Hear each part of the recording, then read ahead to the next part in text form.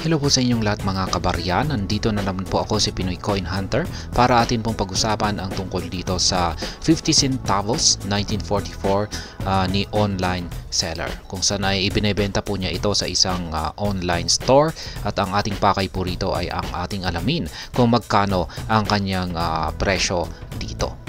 At ayan, maliban po sa isa itong lumang barya, ay meron din pong kakaiba dito. Mapapansin po natin na yan, kakaiba yung kanyang kulay. Ito po yung tinatawag nilang toned coin.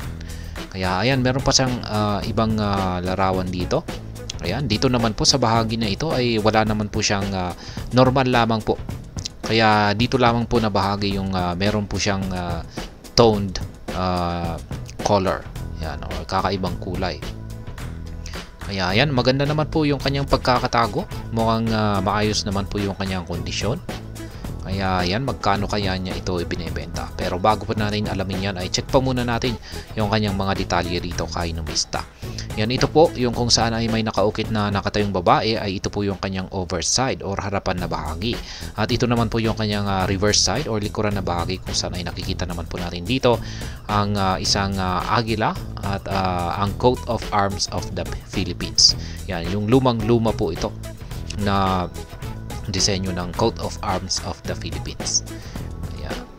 Ayan, yung mga nakasulat po rito ay ayan, 50 centavos. Yan, dito po yung kanyang overside at ito naman po yung kanyang reverse side. Dito sa kanyang overside ay mababasa po natin ang 50 centavos Filipinas. Ayan. At saka yung kanyang disenyo ay may babaeng nakatayo. Ayan, na nakahawak ng martilyo at sa kanyang likuran ay ang bulkang Mayon. Yan, yung umuusok na bulkang Mayon. At dito naman po sa kanyang reverse side ay ayan, yung lumang selyo ng or yung coat of arms, yan, of the Philippines at ang isang agila. At ayan, yung agila po na ito ay ito naman po yung sumasagisag sa bansang United States or bansang US, at yung nandito po sa ibaba ay ang bansang Pilipinas. Kaya yan, dalawa po sila kasi ito po ay yan, nung nagsama po ang bansang US at saka bansang Pilipinas. Kaya yan, United States of America at saka yung taon ng lumang barya na ito na mula pa noong 1944. Kaya lumang-luma po siya.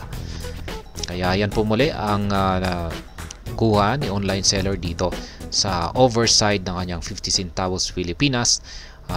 Yan, kung saan ay nakikita po natin yung kanyang toned na kulay, nakakaibang kulay. Kaya yan, ito po ay gawa sa pinaghalong silver at saka copper.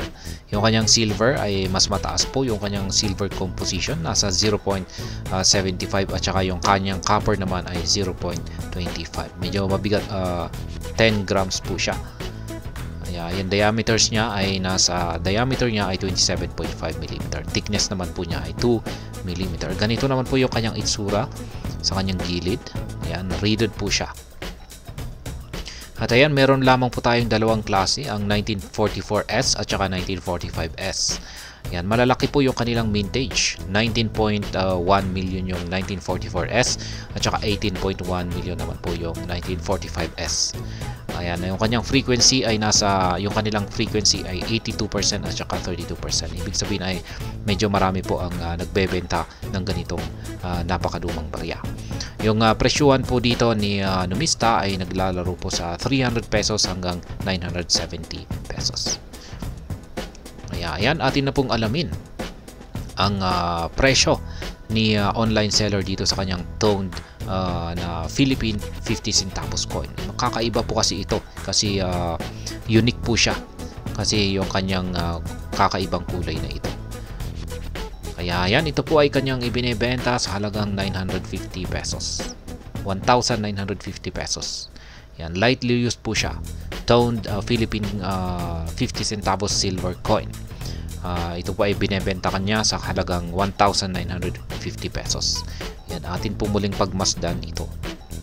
Yan, napakaganda yung kanyang kulay, kakaiba. Yan, pero dito lamang po sa kanyang reverse side ay ordinaryo lamang po. Ayan.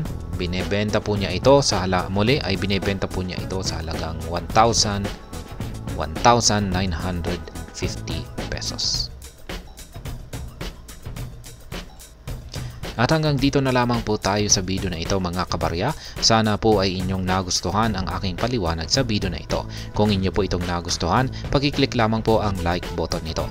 Para naman po sa mga bago lamang dito, kayo po ay aking inaanyayahan para mag-subscribe. Pag-click na rin po ang bell icon nito dahil ito po ang siya magsisilbing notification nito sa mga bago kong videos na akin pong ina-upload sa aking YouTube channel na ito.